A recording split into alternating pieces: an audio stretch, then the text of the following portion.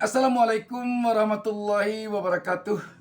Sahabat BN, ini ada kabar yang kurang menyejukkan hati datang dari Jakarta. Tak kurang dari 604,2 triliun dana Pemprov DKI bermasalah. Ini tentu saja menimbulkan berbagai interpretasi di tengah-tengah warga masyarakat, khususnya warga Jakarta.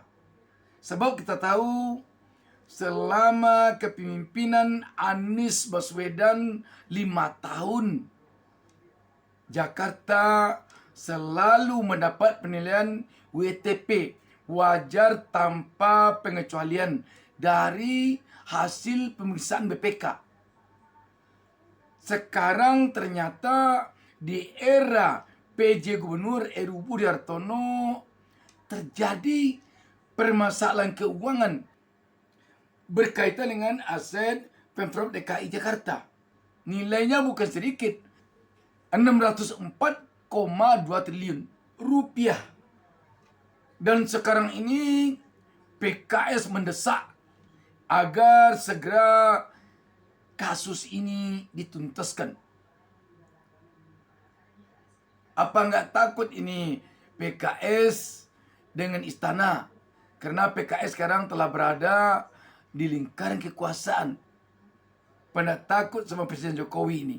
Sebab ini PJ Gubernur yang ditunjuk langsung oleh Presiden Jokowi.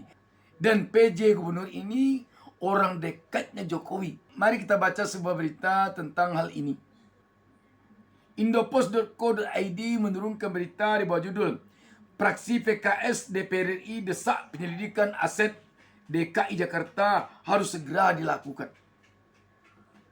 Indopost.co.id, anggota DPR RI fraksi PKS Muhammad Nasir Jamil menanggapi hasil laporan hasil pemeriksaan LHP Badan Pemeriksa Keuangan BPK yang mengungkap masalah dalam pengelolaan aset pemerintah Provinsi DKI Jakarta senilai 604,2 triliun. Bukan tanggung-tanggung. Aset DKI Jakarta yang bermasalah menurut hasil pemeriksaan BPK. Legislator Komisi Hukum ini pun menyesalkan bahwa aparat penegak hukum hingga kini belum menyelidiki permasalahan aset yang terungkap dalam LHP BPK dan Pansus Aset DPRD periode 2019-2024 ini. Disinilah sahabat BN, rakyat merasa kian hari semakin galau melihat jalannya pemerintah ini. Dapat kita bayangkan kalau kejadian ini terjadi di saat Anies Baswedan dulu menjadi gubernur. Kita tentu masih ingat bagaimana semangat KPK untuk mentersangkakan Anies ketika dulu ada isu-isu tentang Formula E.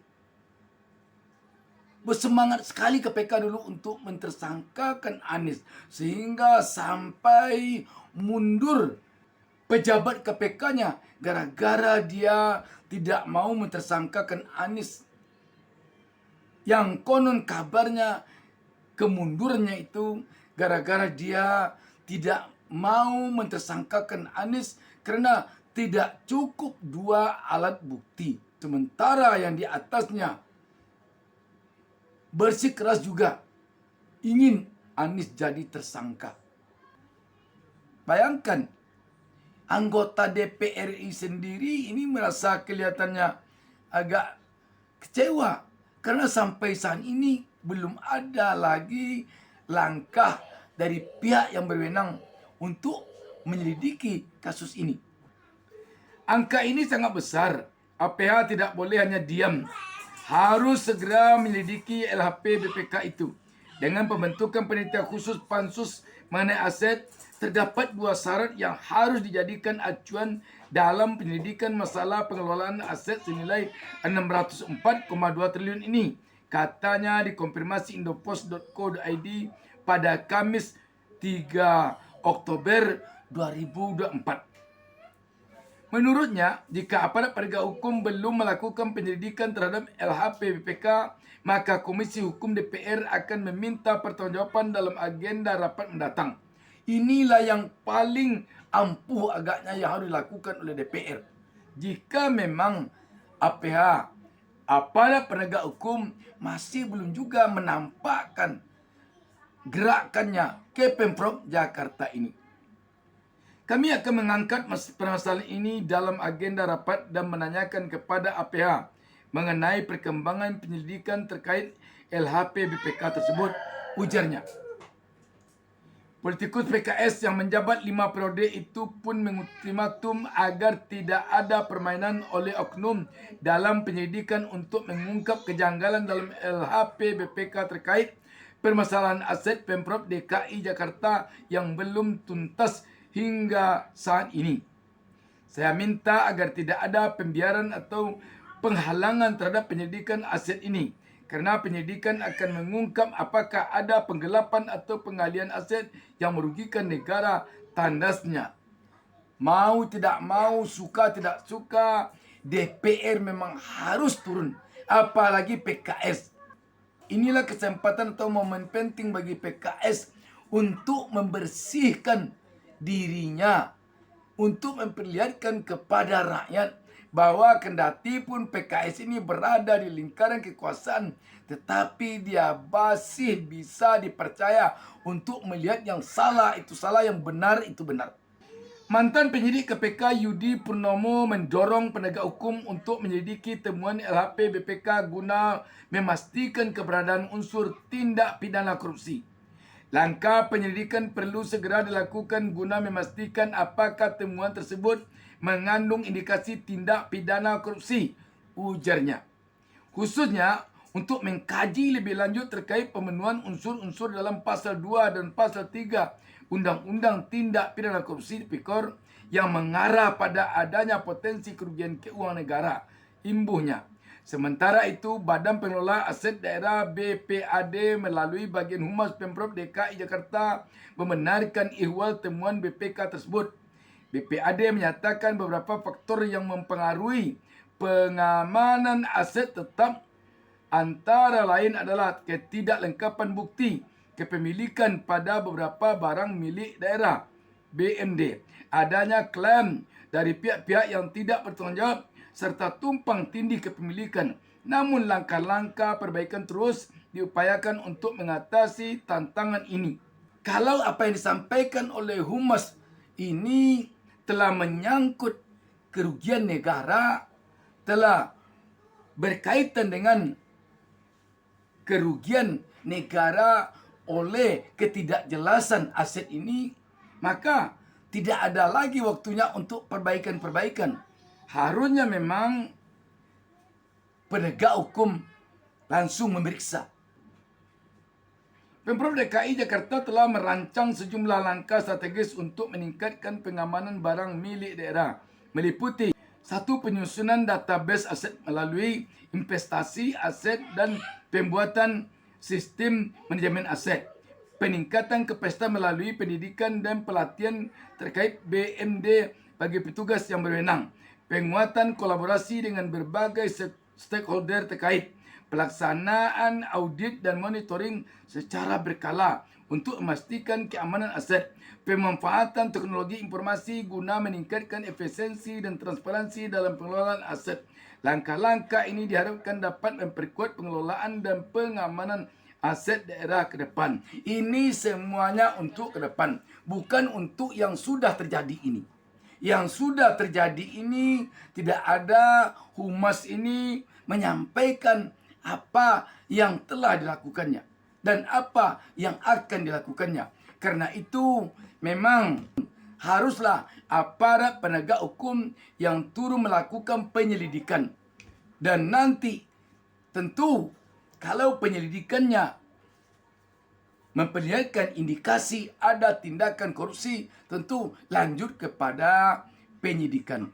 Sahabat BN, kalau kita lihat fenomena yang terjadi dalam kepemimpinan Heru Budi Hartono selama 2 tahun ini, kita wajar agaknya mengatakan Kelebihan Anies Baswedan yang mana juga lagi yang didustakan.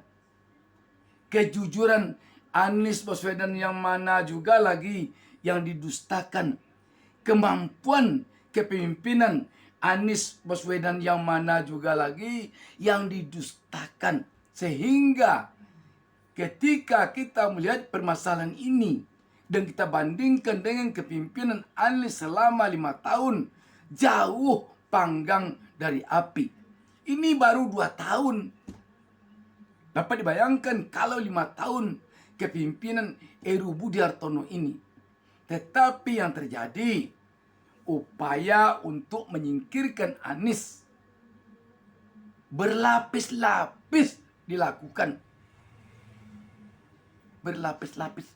Apa sesungguhnya yang menyebabkan harus disingkirkan Anies untuk menjadi gubernur Jakarta? Apakah karena Anies tidak mau kong kaling kong dalam persoalan aset negara? Apakah karena Anies tidak mau kong kaling kong di dalam pemberian izin terhadap izin-izin tempat maksiat, izin-izin tempat lain yang tidak sesuai dengan peraturan perundang-undangan berlaku? Apakah karena Anies tidak ada toleransi terhadap oligarki di dalam reklamasi? Apakah itu? Kalau itu yang membuat Anies harus disingkirkan, di mana letaknya kebenaran lagi di negeri ini? Karena dia tidak main-main dengan persoalan korupsi, sehingga dia disingkirkan. Karena dia tidak main-main dengan persoalan tempat-tempat maksiat, dia harus disingkirkan. Karena dia tidak main-main dalam persoalan reklamasi, dia disingkirkan. Kalau itu penyebab Anies disingkirkan, apa sebenarnya maksud dan tujuan yang menyingkirkan itu? Apakah bertujuan agar yang ingin berbuat seenaknya di Jakarta ini bisa leluasa kalau tidak Anies yang memimpin Jakarta? Kalau memang itu tujuan, maka kita mengharapkan jangan sampai Yang Maha Kuasa memberikan hukuman azab kepada warga Jakarta, kepada Provinsi Jakarta. Tetapi berikanlah oleh Yang Maha Kuasa hendaknya azab hukuman kepada yang menyingkirkan Anies dengan maksud demikian itu. Demikian saja sahabat BN. Wassalamualaikum warahmatullahi wabarakatuh.